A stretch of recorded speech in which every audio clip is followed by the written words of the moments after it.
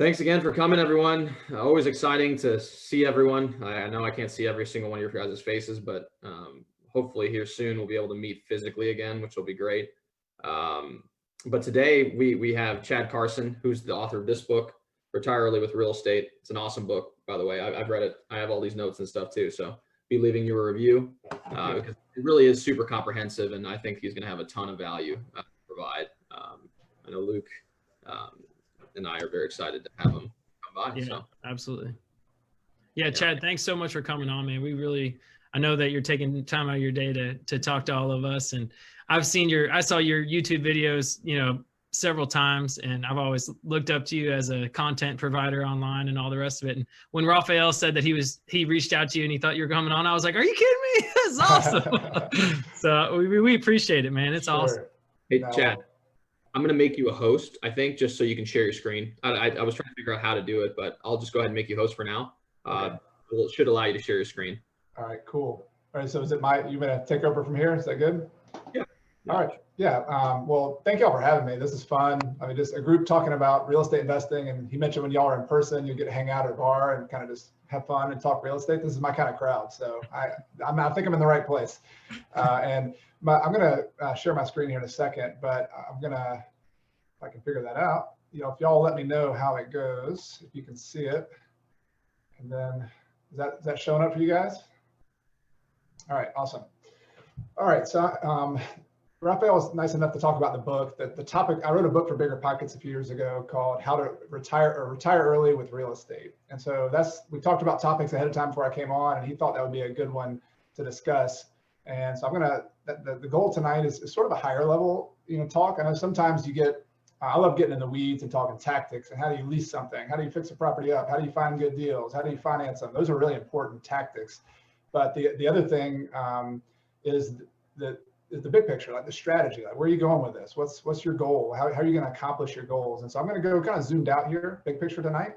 But just to start, some of you, might not know me. So for the first time, I just want to tell you a little bit about me and where I've come from. I live in Clemson, South Carolina. So it's kind of halfway in between Charlotte and Atlanta. It's a small college town, Clemson Tigers. You can see my football helmet in the background. I used to play football here, and I figured out a way to stick around by investing in real estate after I was done playing football.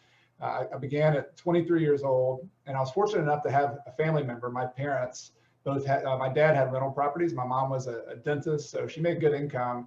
My dad was kind of the guy who would invest the money that my mom made as a dentist, and they were partners in that way. And so I saw it from a distance, and even when I was in middle school, my dad, me and my brother would drop us off at one of his, he bought like a fixer-upper house, and it had been sitting vacant in Atlanta, where I'm from, Georgia, for like 3 months in the middle of the summer, and there'd be like a bunch of old food in the refrigerator, and he would drop us off and say, "Hey, Chad, clean this refrigerator out. I'll be back in 3 hours." And we were like, "This is horrible. Like, who would invest in rental properties? Like, this is the worst. I'm never going to do this." And sure enough, into college, I was like, well, wait a minute. Like, I got a book off the shelf and kind of noticed there was kind of an interesting business, and and more than anything, what attracted me was just the flexibility and freedom to not have to go work a job and do it, go to the 9 to 5. And so I actually jumped into real estate full time after college. I didn't have a lot of money. I had about $1,000, but I did have no college debt because I had a football scholarship in college. So I had the benefits of the family kind of background. I had the benefits of no college debt. And I was able to get into essentially just flipping houses, finding deals for other people originally, and then eventually getting some private money and flipping houses. I have a business partner who I've been working with for 18 years. So the two of us did all that together. And where we are today, we have about 110 units. We're mainly buy and hold rental investors. That's our main goal. We have over half of those are student rentals. So we're in a small college town, like I mentioned before. So a good number of those are kind of lower price college rentals.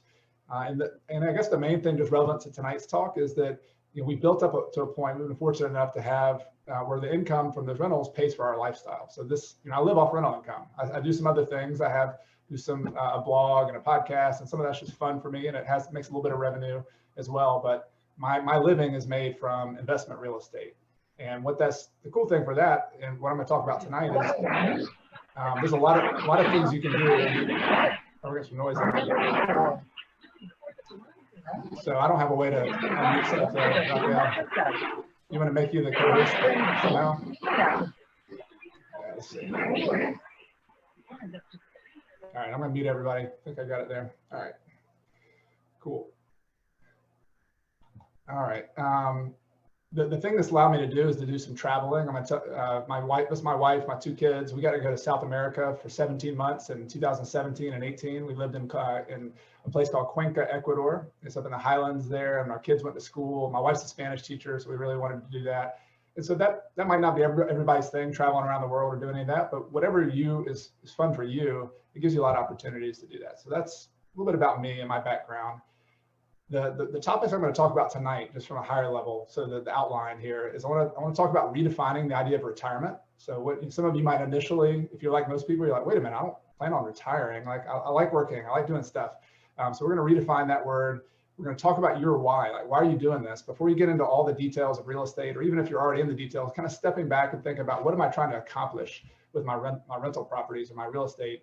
And then I want to talk about some specific goals that might help you to set for your real estate investing business. So we're going to talk about something called your FI number, your financial independence number, the wealth, what's the big picture amount of wealth you're trying to build, and a rental property goal. So those are just some very specific takeaway things I think might help you out. And by the way, if you have questions or comments while we're doing this, I know I muted everybody, but it's fun to hear from you. And if you have feedback and questions, I might not see it originally, but maybe Raphael can help me out there with the questions if you have any comments on that. So I want to start off talking about this word of retirement. So what does that mean? And when I've given talks before and kind of when I wrote the book, I got a lot of feedback on it. And a lot of people were like, yeah, yes, you mean by retirement, like sitting on a beach, drinking a pina colada, going to Hawaii or going to the Caribbean. And for some reason, it's beaches and like salt and drinks, like fruity drinks come up a lot with images of retirement. So that's one thing people think about. Other people think, well, yeah, when you retire, it's like kind of sitting around the park and like doing nothing. And it's a certain age, you got to be in your 70s to retire. And what's that have to do with me if you're in your 20s or 30s or, or 40s or 50s? And so is that what it means, just to sit around in the park playing some chess with your buddies all day? Or is this it? This is actually, sometimes we get a lot of the press, something called the FIRE movement's been out in the press.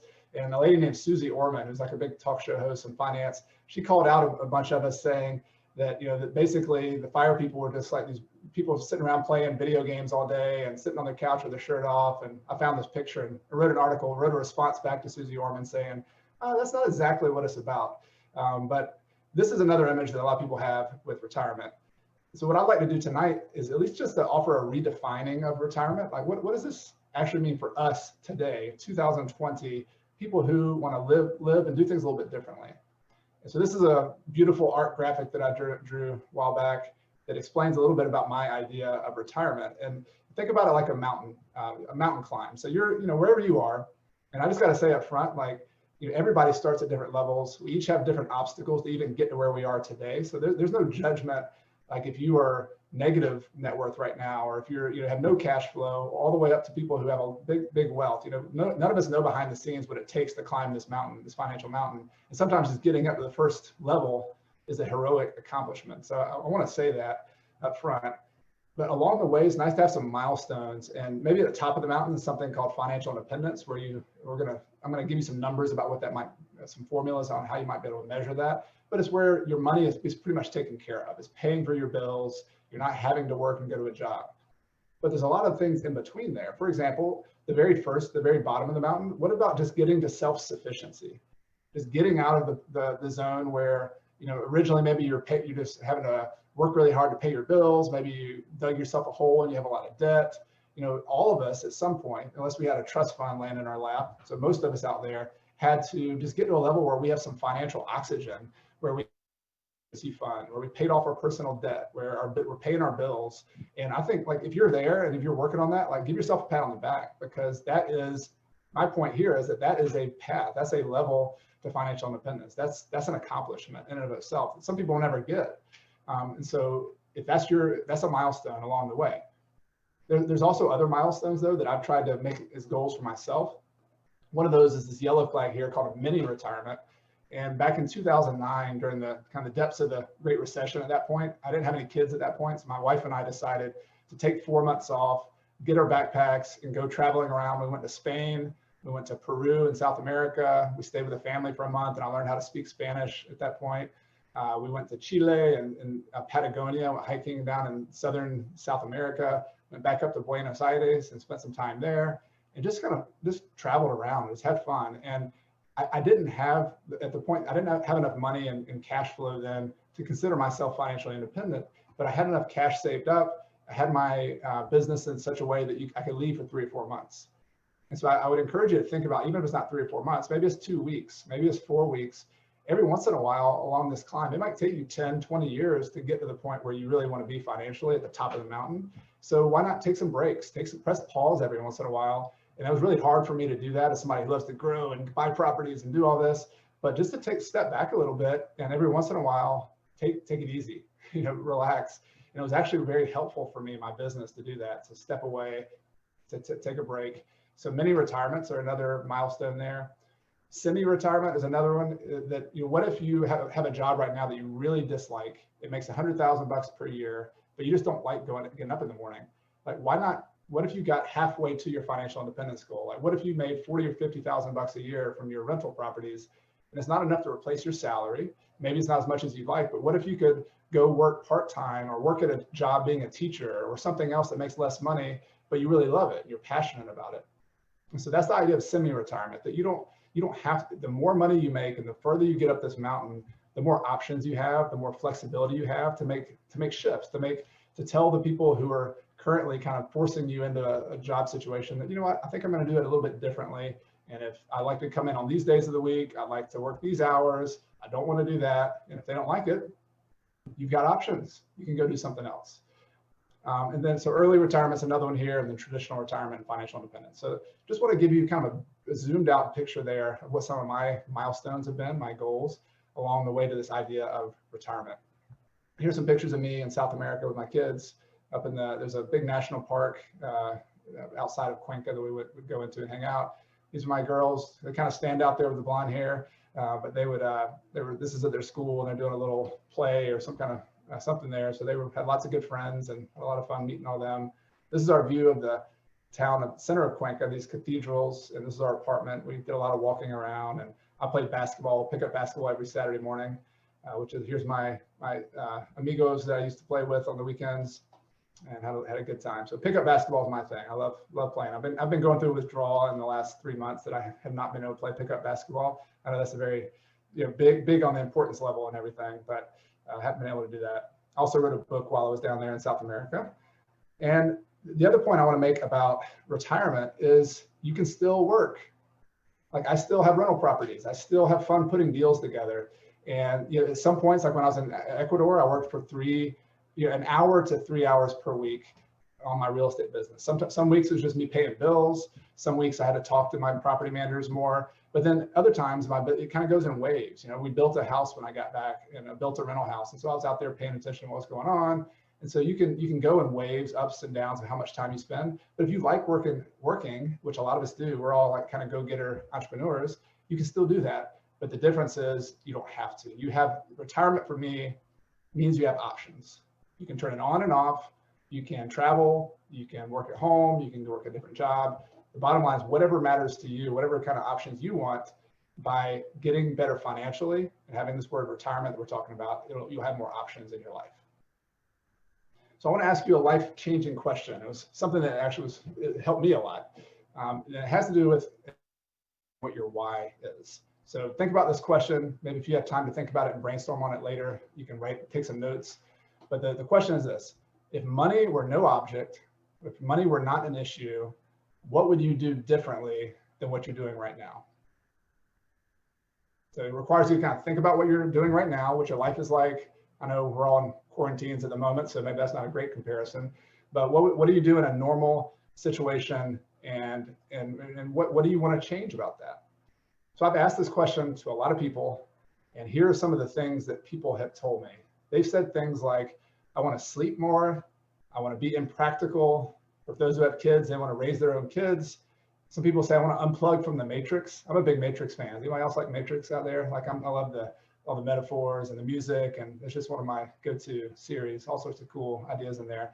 But unplugging from the Matrix, getting out of the kind of the rat race, exploring more, planting a garden, excuse me, escaping the 9-to-5 treadmill, eating healthier, stop selling out for money, slow down a little bit, listen, exercise, volunteer, take a deep breath, do work that you love as opposed to work that just makes you a bunch of money. Making an impact. That's been something that has really opened up for me. Like, what am I here to do? Like, what kind of skills do I have to make my community better, to make my family better, whether it makes money or not? And that's one thing that I'm really passionate about. I think there's a lot of people out there that I can teach real estate investing to. If you can get a property or two, and there's teachers out there who aren't teaching. There's people who need to be starting a nonprofit and working in the community who aren't doing that. There's people who should be going into ministry who just doesn't make much money. So all of these things in my kind of umbrella mission of what I try to do with my book and my blog and everything else is that I think we should all be doing more of what matters. That's the common theme here, is that these are the things that matter to us. And there's so many unique things that matter. That's what makes fun, the human race interest things, that we all have like so many things that matter to us, and we're all different. But the common theme is that all of you are here to learn about real estate investing, and real estate investing can help you start doing more of what matters. See some head nodding. That's good. Glad to see that we're all kind of on the same page there. So for the rest of the talk, and I want to open it up to questions too. Hopefully I can get through everything so we can just have some conversation too. I want to go through these ideas of your goals. What are some ways to measure the progress towards being able to retire at one level or another? And so I want to start off talking about a concept called the FI number, your FI number. So FI stands for financial independence. It's perhaps a better word than retirement. It's more, people use that as it's a way to be independent of needing to work a job. And what does it mean to have financial independence? Really simply, it just means that your investment income, so in our case, typically rental properties, but it could be stocks, dividends, whatever. Your investment income is greater than your expenses. That's the bottom line. That's what your financial independence number is. So let's talk about that a little bit. Let me give you an example of a FI number. Let's say that you have net rental income of $70,000 per year. And if your expenses, like this is how much you need to pay for your home, your rent, your insurance, your health insurance, which is a big expense for me these days, like $1,300 per month. That's always fun, paying that bill. Your grocery bill, your whatever, all of that total, let's say that's $60,000 per year. If you have a net rental income of $70,000 per year, you've exceeded your FI number. You have more rental income coming in than your personal expenses. So I want to talk about different ways to reach that FI number. So I actually did a survey for my book, and I asked people, like, what would you need to cover from your rental properties to know that you're financially independent? Does anybody want to guess what it was a range of numbers. So like it's $25,000 ranges. Does anybody, let's make a guess in the chat. Like, what do you think the average across America? I did the interview on BiggerPockets. I did the survey on BiggerPockets. What's everybody think the average number was that people needed to cover to be financially independent? I'm gonna watch these come in. Let's see this, open my chat up here. Let's see, Raphael says 75,000 to 100. He might've read the book too. Jeremy says, I agree with Raphael. Anybody else? 100,000 bucks, 85,000 to 110,000 from Jojo. Alexis says 10,000 a month, so 120 grand. 60 to 85,000 says Luke. 65 to 70 from Rashad. 65,000 from William. All right, I'm seeing some patterns coming in here. It's kind of hovering around like 75, somewhere in there. And that was the number. It was, I think it was 60 to 75,000, that range. Maybe it was 50 to 75,000. I need to go back and look at that number. But that was the average number that people said they wanted to hit. Now that doesn't mean that should be your number. Like maybe your number is a lot lower than that. Maybe your number is 150,000 bucks per year. Like your number is your number. Like I'm not going to judge that one way or the other, but that is interesting. If you're thinking you have to have $200,000 a year or $300,000 a year to be financially independent, I like to mention that number because most people say, hey, 60, 70, 80 grand a year, I'd be good. And that's important because I want to talk about this next concept is some people who are trying to achieve financial independence, they think about it this way. They try to get to like a first level kind of like lean financial independence. You can think about it just you're eating vegetables and you're trying to go on a diet financial independence. I actually like broccoli a lot, so it wouldn't be a problem for me. I'm a pretty frugal guy, so maybe that's what it's all about. But lean fire is looking at what your just most essential expenses are. Like what are the basic things you have to hit and eliminate a lot of the fluff. Like I like to travel. I like to spend money on, nice restaurants. Those are good. Those are enjoyable things to do. But take a lot of that fluff out. And what would you just have to hit? The basics, the things you could not live without, and be really strict with that. And say, what are the absolute essentials? And it might also include, your living situation you might be paying more for your residence right now than you really could. You could live in a little bit more lean place if it meant having flexibility and freedom. So I recommend figuring out what your lean fire number would be and starting with that. And then moving up to a normal fire, all right, what would be comfortable? And I think that $60,000 to $75,000 number for a lot of people is probably that normal kind of comfortable number. But then don't be afraid to go for the double cheeseburger version, fat fire version as well. Because, at some point, having some padding, having some flexibility, having some luxuries in life, if that's what you want, there's no judgment here. There's lots of different ways to go on this path to try to accomplish something. The thing to know about all these is there's always consequences of whatever choice you make.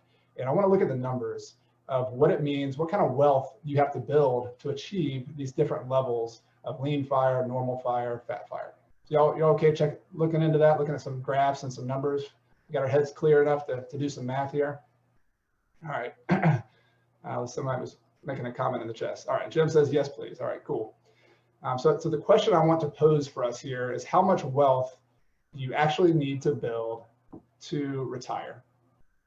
This is a traditional retirement planning question. If you go to a financial planner, if there's any financial planners in the chat, let us know, because you'll have an interesting feedback for us and kind of commentary for us as well. But this is the question that financial planners start looking at and start trying to help you figure out. So I want to look at this from a real estate angle, because we have a little bit different take on it than traditional financial planning. And here's what I put in the book is sort of a basic formula to help you figure out how much wealth you need to accumulate. All right, so there's three variables, and don't let math scare you. I know some people are like math whizzes in here and can run circles around me with spreadsheets. Other people get intimidated by math, and a lot of us are in between. But the math is pretty simple. Just stick with me here. The letter E, that stands for the expenses that you're going to need to cover in retirement. So that's that number we were just talking about, whether it's $50,000, $80,000, 120. Just think about that number first and foremost. R is the return that you can get on your investments. That's the average return. So some deals are going to make 20%. Some deals are going to make 5%. You have to try to figure out what an average return on your investments would be. And then W is the wealth that you would need to retire. So if you remember back to middle school algebra, if you know two of these variables, you can always solve for the third. And so here's a formula. You can do W, the wealth that you need, times the return that you can get from your investments, will equal needs to cover the expenses that you have in retirement. You can rewrite that a little. You can rewrite that a different way. If you take E, the expenses you have in retirement, and divide that by the return you need, that equals the wealth you need to accumulate in retirement. And that bottom one is the one that's a little bit more useful for us at this moment that I want to use. You can plug this in, because if you know the expenses that you want to cover in retirement, whether that's lean fire, normal fire, or fat fire, and if you can do an average of what kind of return you can get in real estate, and we can talk about that a little bit here in the chat and through my example here in a second, you can then figure out and set a goal for yourself. And that's the point of this, is to set a goal for how much wealth you should accumulate. And so let's take a look at that and look at some real numbers. So let's say your expense number is $60,000 per year. Let's say you're using a more traditional financial retirement planning. This is there's something called the 4% rule in retirement planning. Has anybody ever heard of that? Any of you fellow kind of online financial nerds ever heard somebody talk about the 4% rule? It's a rule that basically says people who are planning for retirement, if you take about 4% of your net worth, of how much wealth you've accumulated, that's about how much some financial planners tell you can take out every single year to live on that money so that you'll run out.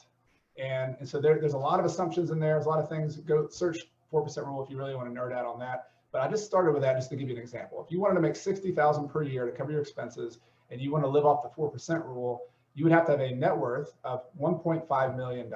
You'd have to accumulate wealth of $1.5 million. The way we got that was 60,000 divided by 4%. All right, y'all with me on that? Even if not, let's go to the next example. We'll try to make it even clearer. So let's say the 60,000 wasn't enough. You had to make 100,000 bucks per year. Let's do the same math. 100,000 divided by 4% is 2.5 million. If I did my math right, y'all double check me. I did this afternoon, kind of in a rush. So hopefully I did that right.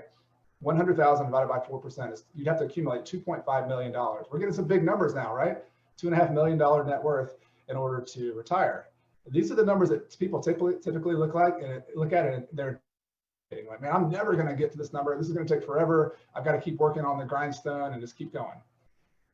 But let's look at some more typical real estate numbers, and what's reasonable. We're going to have to kind of think about here. But let's say you could get a 10% return. That would be pretty ambitious. But is there anybody in the room who thinks this possible?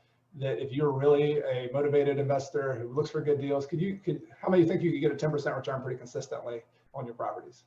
All right, there's some people in the room, yeah, and it's there's some people who say, no, that's too aggressive. So you can just change your percentage. But let's just look if you could get a 10%. This is a motivation to come to this networking group and learn from other people how to do this. If your number was 60,000 per year and you divide that by 10% return, you'd only have to have a $600,000 net worth in order to make that $60,000 per year.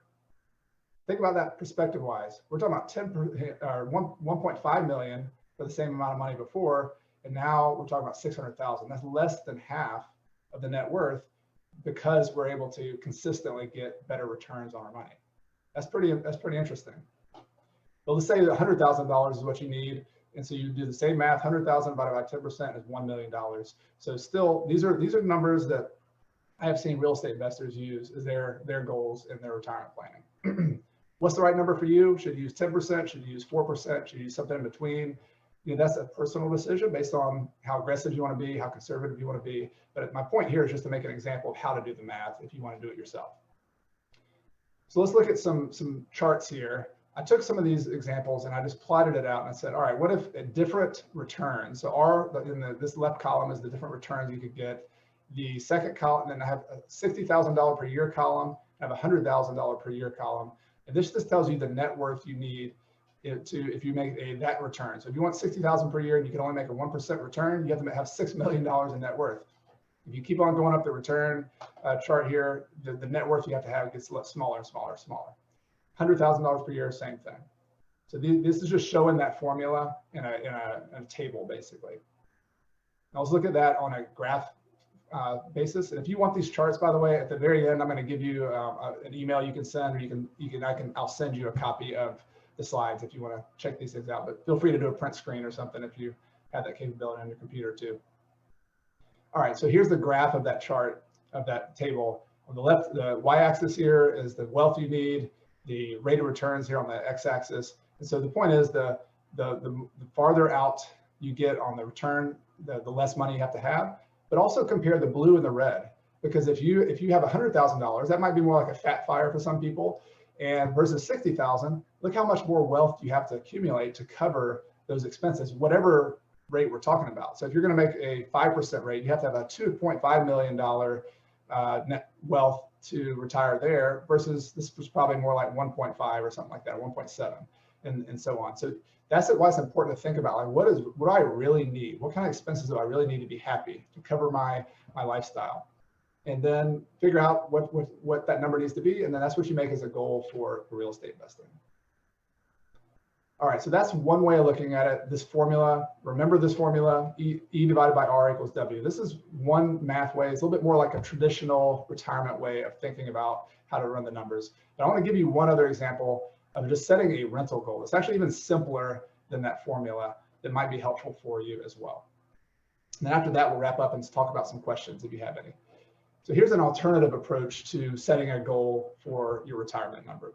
And it's just simply just to set a certain number of rental properties and then work it backwards from there. So let me give you an example. Let's say that all you had to do is you had a goal of buying 7 rental properties.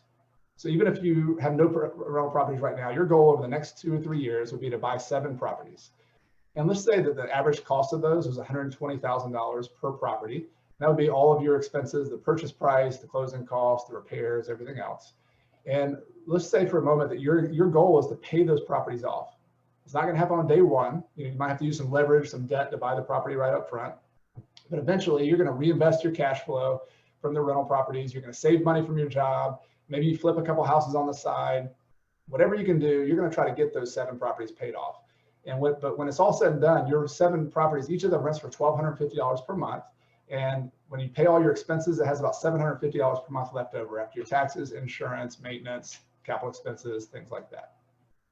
All right, so here's what those numbers would look like on this very simple goal. So you have 7 houses times 120,000. You had to come up with over the years between your purchase price, down payment, everything, all the money you had to pay off on the debt. You had to come up with $840,000 in principal to buy all those and to pay them off. You also have, now that you haven't paid off though, you have 7 houses times $750 per month. That's $5,250 per month. And the way I got that, remember, this is $1,250 in rent minus all the taxes and insurance and maintenance and everything else. This is what's left over, your net operating income on each of your rental properties. And so you're going to be able to put that in the bank because you don't have a mortgage payment anymore. And so what's that mean total? $5,250 per month times 12 means you have $63,000 per year. I want to pause here for a second. Remember those numbers we were talking about earlier? People said, hey, 60,000 bucks a year, 80,000, 50,000. This is kind of right in the middle of that number that we said was about the average that a lot of people needed to cover to be financially independent. And the reason I want to pause is look at this, 7 houses, 7 houses. A lot of the times on BiggerPockets on the podcast and you know my podcast and other places, you hear about these people who buy 100 properties, 1,000 properties, tons of deals. And it kind of seems like, well, that's successful. That's what you need to be successful. But look at this. Somebody has 7 houses. They pay them off. They make $63,000 per year. What could somebody do with their time if they had $63,000 per year coming in? And how much time would it take them to manage 7 houses? What do you think? Y'all, some of y'all have some rental properties out there. Could you get that done, especially if you had a property manager? Could you do a lot of other stuff in your time? And would you be spending all your time managing these 7 houses, or could you have some flexibility to do some other stuff? Tons of flexibility. Yeah. So you think you could have some time to do some other stuff. So I just think that's a really cool way of looking at it. And whether your number 63,000 or 120,000, you can change the goal. You houses versus 7 houses. My main point here is that sometimes you just got to look at the basic math and say, this is reasonable. Like I can do this. Like this is not, it might be a long way. It might be 5-10 years from now before I can get there. It might be 15 years, but this is not a real complicated goal. It's just how many rentals do I need? How do I get them paid off? And then just patience and persistence and just getting it done. That's what I found both in my own experience, and I'm still, working. I'm not exactly where I want to be, but we've got enough cash flow where we're just paying the bills. And it was a lot of this just plodding along, making mistakes, buying some bad properties, getting rid of those, buying some good ones, keeping those, and just continuing to learn and continuing to move forward. And that's where all the tactics come in. So like there's a lot of important things about how to buy properties, how to finance them, how to do all this. But this tonight my hope was just to focus on the big picture. Like, where are you trying to go? Like, what's the mountain you're trying to climb? Because sometimes there's the old metaphor that you get a really good ladder and you start climbing up that ladder, which is like your real estate investing business. But you get to the top of the ladder and realize that you put it against the wrong building. Like you're trying to climb against other people's goals. You're trying to compete with other people on Instagram because they bought 100 houses or 1,000 houses. When all you really need to do is just get enough to do what you want to do and go travel the world or be a teacher or do what matters. All those things that we talked about earlier. And I think that's the point, is whatever number you need to be happy, to make money, that's the big deal. Somebody shared a quote here that said, what do you want to do? What do you want to see when you get to the top of your ladder? Harry Borders asked me this. Cool. Yeah, so it's a really good thing to think about because we're all hard workers and we're going to keep climbing, but like, let's just make sure we're climbing towards the right goals. The right goals for you. All right, so here's a review of what I just went over. Redefine retirement, think about it a little bit differently. Retirement doesn't mean what it used to mean for our grandparents, getting a pension when we're 70 years old, sitting in the park playing chess. Doesn't have to mean going to the beach and sitting drinking a pina colada. Although if you like doing that, like by all means, go do that and take it in. But at some point, you're probably going to want to do other stuff too. So go to your beach, also do other stuff. What's your why? What motivates you? It's very personal to you. Like there's no other person who has the exact same why as you. So be clear on that. And then you don't have to use all these, but figure out which one of these really resonates with you. Is it the financial independence number? Is it a wealth goal? Trying to work it backwards and figure out how much net worth you need to have in order to retire. Is it a rental property goal? Think about those goals and use it to measure, not as a point that you have to get to tomorrow. Because remember, there's a lot of milestones. There's many retirements. There's semi-retirement. You can just having one property might be a very successful goal for the next year or so. But this is the big picture that you can start shooting for. And once you get those goals, then most of your time should be spent on number 4, the tactics, the strategies, how to buy the properties. That is definitely where you should spend a lot of your time. But I've just found it helpful to kind of have this mindset up front and think about it before you get into all that. I mentioned the book earlier. If you want to get the book, you can go to BiggerPockets or Amazon. It's out there. You can go to coachcarson.com/retirement book. That'll take you there as well. We appreciate that. And I mentioned that you could get the copy of these slides if you want to see those graphs or just kind of review any of this stuff.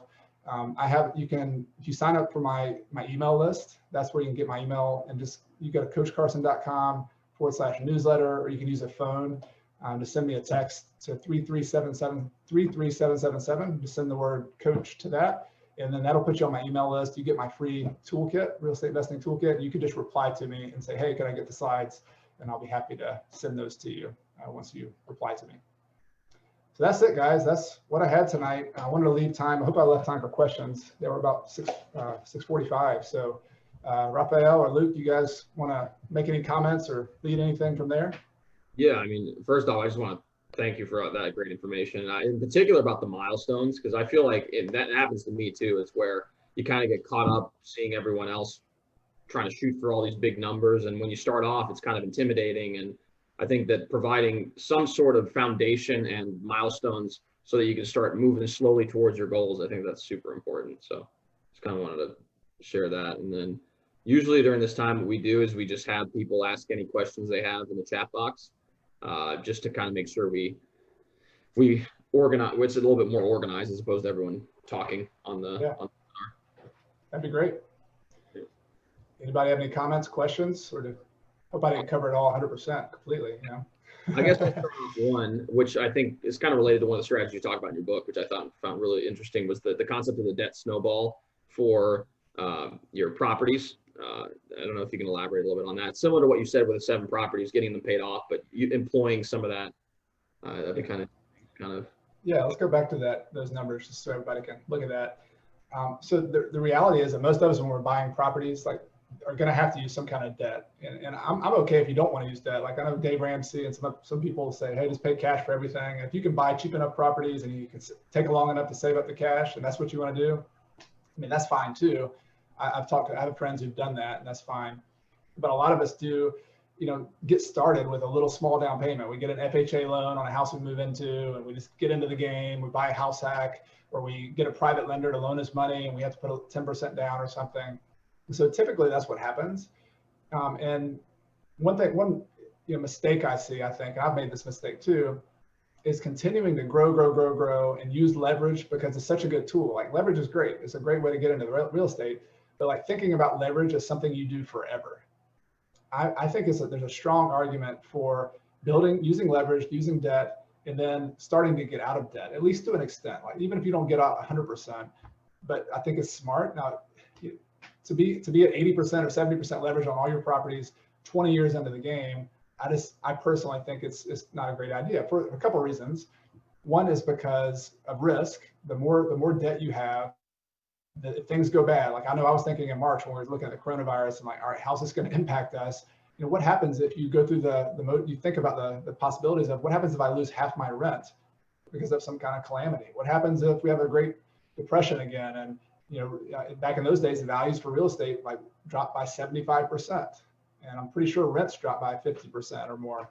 And so those are not likely, but they're possible. They're a risk. And so it's like a poker game. Like, once you've made enough money and you've got all these chips, take some off the table. Like, there's no reason to keep going if you've made some money. Like, take those chips off the table. And the equivalent of taking chips off the table is paying off debt on some of your rental properties, I think, because it reduces your risk, particularly if you have shorter term loans like commercial loans, private loans, things like that. If you got a 4% 30-year mortgage, there's a really strong argument for maybe paying off some of your properties and then keeping some of those with 4% debt. Like, that's kind of the boat we've been in. We've kept some debt and we paid off some other properties, but it reduces your risk, it increases your cash flow, and it just gives you peace of mind because you can make more cash flow with fewer properties and start doing what matters. You don't have this big, huge, complex machine. And I'm saying that as somebody who has a business partner, and I have 110 units. So like, we're probably bigger than what we want to be ultimately. Like, we would probably be a happier place having maybe 50, 60 units. We've acquired some multifamily properties that have some economies of scale, like 30 units in one location and 12 units across the street from that. So we have like a big collection of properties in one area, which eventually maybe we'll package up and sell or do something with those. So that's kind of been our game. But you have to find a place that you're comfortable with, both from a number of property standpoint. And I need to get back to your original question here. It's like, but then at some point, how do you get out of the debt? How do you pay those properties off? A debt snowball, which you might be familiar with your personal finances, is people usually like they line up their credit card debt, either like the smallest debt to the largest debt, or the highest interest rate to the lowest interest rate.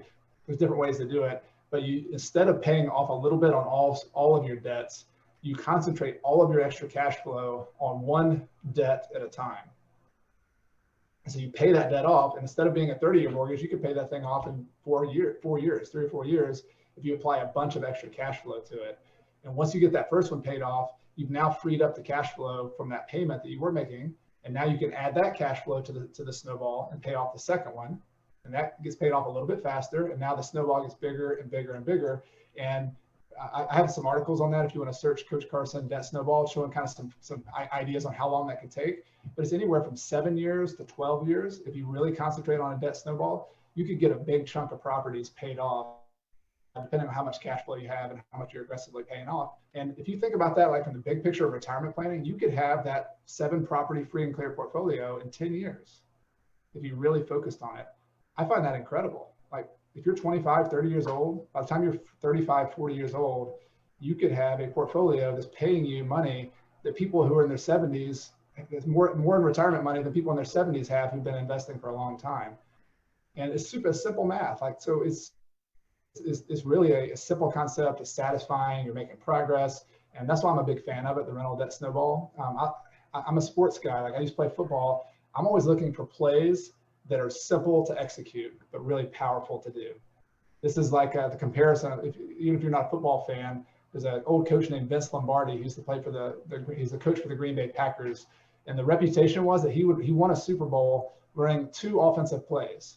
He would have a sweep left, where they would toss the ball to the running back to the left side, and his other play was sweep right. He would just toss the ball to the guy running the other way. So it was like the simplest play, and his guys would practice it over and over and over. They get so sick of it, but they like mastered that one play, and they won a championship by mastering the simplicity of that one play.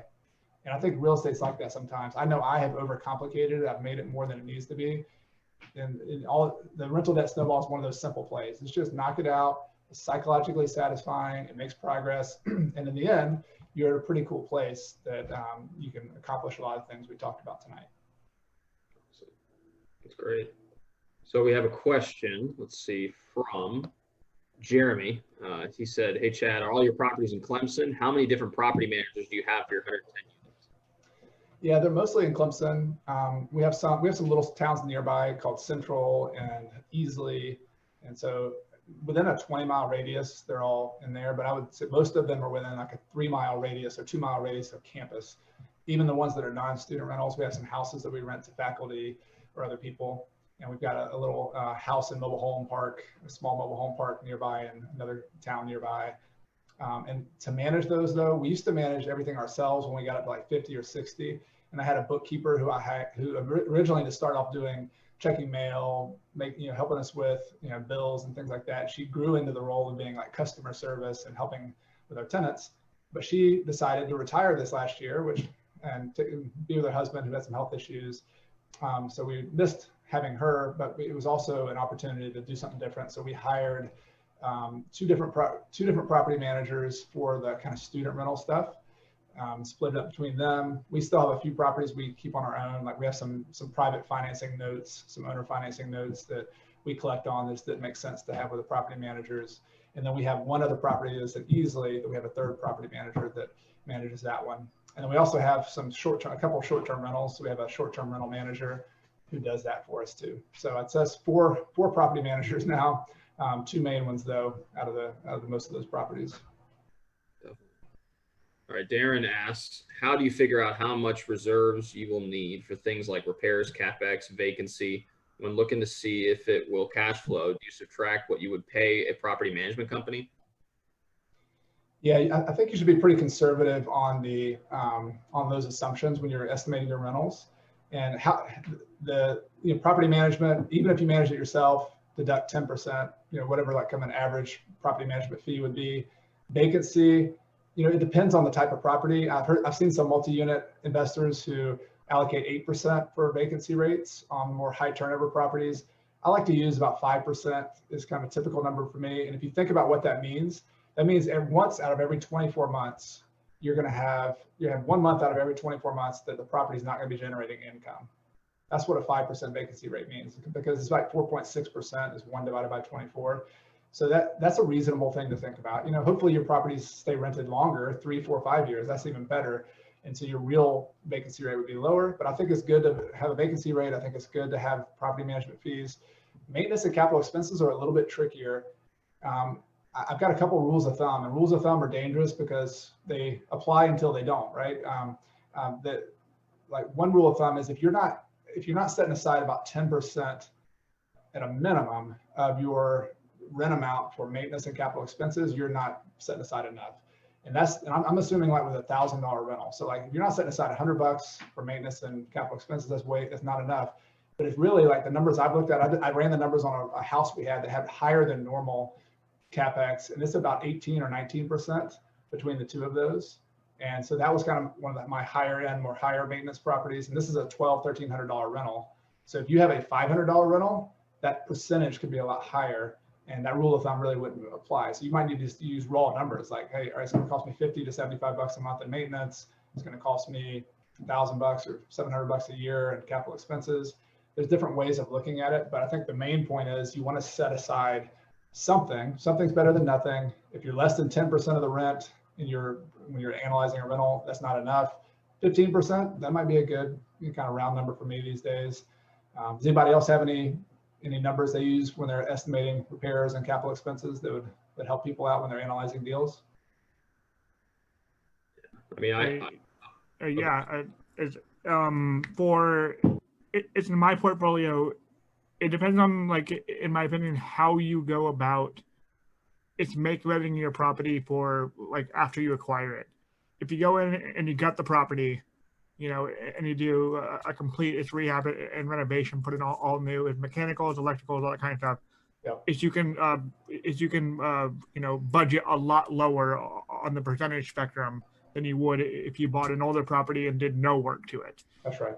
Yeah, so it's all about kind of what condition the property is and when you acquire it and what you do to it.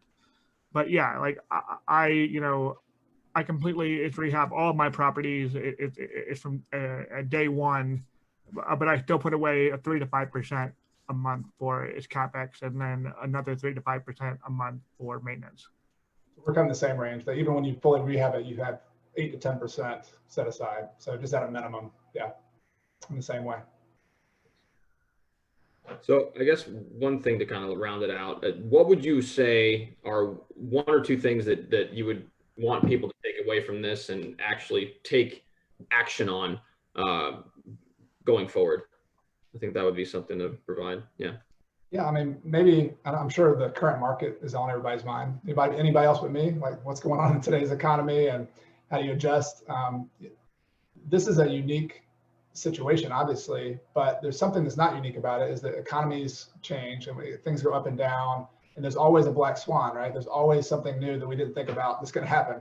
I saw a meme on Instagram or Twitter today. It was like, what's going to be next? And it was like July, and some big huge cat with like laser beams coming out of his mouth or his eyes was attacking people on a beach. Like, everything else has happened in 2020. Why not cats with laser beams on coming after us? The point is, like, things are going to happen, and so you got to be prepared for the unknown. And so should you just wait and not invest at all? Should you be buying properties now? I think that's probably the relevant question for a lot of us right now. And I'm definitely being more cautious and more conservative with my numbers when I'm looking at rental properties, because I think we've always been doing it for a recession anyway. And how can the economy not be impacted by what's going on here? And there's so many unknowns, and there's so many people losing jobs.